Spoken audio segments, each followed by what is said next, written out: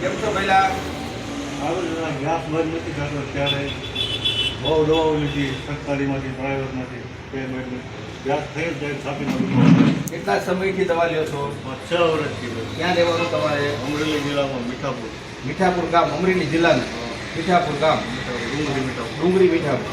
5-10 વર્ષથી ગેસ થાય છે, ગેસ મળતો નથી. આજે હું તમને એક દવા આપું છું, મારી જ બનાવેલી છે, ત્રિફલાજી ચૂર્ણ, બરાબર, અને સાથે આપું છું તમને હું આરોગ્ય વર્ધન. પણ એક તમને સલાહ એ આપવા છું, ગેસ થવાનું મેઇન કારણ હોય તો એ છે તમે જમીન તરત પાણી પીવો છો. પીવો છો પાણી? બસ તમે જમ્યા પછી પાણી પીવાનું બંધ કરી દો અને જમ્યા પછી તરત જ 10 મિનિટ સુધી તમારે વજ્રાસન કરવાનું છે, બરોબર.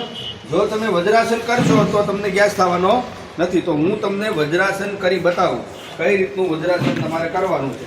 તો આ રીતે જમ્યા પછી આ રીતે 10 મિનિટ સુધી વજ્રાસનમાં બેઠવાનું. આ થઈ ગયું વજ્રાસન.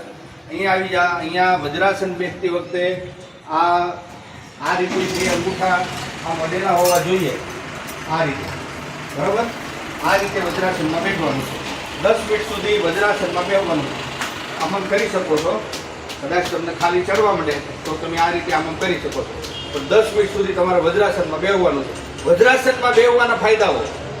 વજ્રાસનમાં બેસવાના ફાયદાઓ એટલા માટે છે કે જ્યારે આપણે જમવાનું ચાલુ કરીએ એટલે આપણું સૂર્યનાડી ચાલુ હોય, અગ્નિ તત્વ આપણું ચાલુ થઈ જાય. અગ્નિ તત્વ ચાલુ થઈ જાય એટલે આપણે જમી લીધું, ખાઈ લીધું, અને જમી લીધા પછી તરત જ વજ્રાસનમાં બેઠવાથી અહીંયા સુધી આપણને લોહી મળવાનું બંધ થઈ જશે. જે બધું લોહી જમા થાય એ પેટમાં થાય, મગજથી પેટ સુધી લોહીનું પરિભ્રમણ થાય. તો એક તો સૂર્ય નાડી ચાલુ છે, અગ્નિ ચાલુ છે, અને એમાંય આપણું જે બ્લડ છે, આપણું લોહી છે, એ અહીંયા જમા થાય છે.